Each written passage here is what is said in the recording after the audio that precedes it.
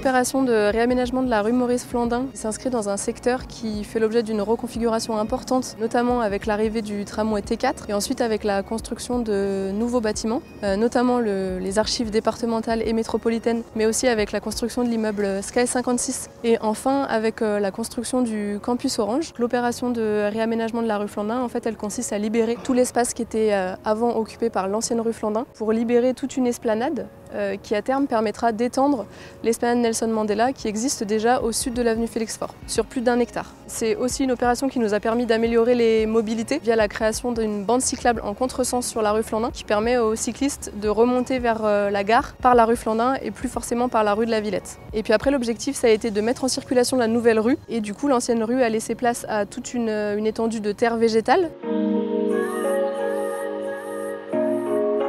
L'opération se divise en 3 parties. On a le parvis du nouveau bâtiment d'Orange, qui est une sorte de porte d'entrée sud-est du quartier de la Pardieu. C'est des dalles de béton brutes qui ont été choisies. Ces blocs béton sont agrémentés pour certains d'assises bois pour le confort. On annonce ici qu'on entre dans le quartier Pardieu aussi par le choix des arbres. On va retrouver les ginkgos, les cèdres, les poiriers et les féviers. Et on a rajouté sur cette petite place les pins sylvestres qui, eux, font écho à ceux qu'on trouve sur l'esplanade Nelson Mandela.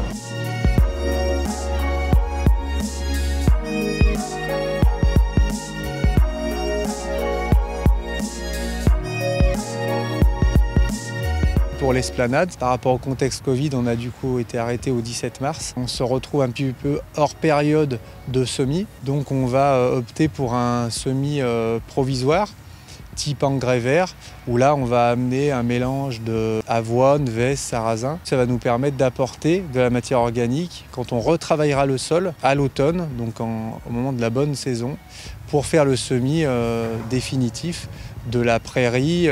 C'est un mélange de prairie fleurie, de graminées plus classiques, plus traditionnelles, pour le bord des cheminements. Première étape, c'est la préparation de sol. Donc là, on va utiliser un tracteur avec une épieuse qui va permettre de travailler la terre, l'émietter. Suite à ça, on utilise un semoir pour semer à la bonne densité de l'engrais vert dans ce cas de figure. Et après ça, on va passer un rouleau qui va enterrer la graine et tasser le sol. Et après, il faut que la météo fasse son rôle.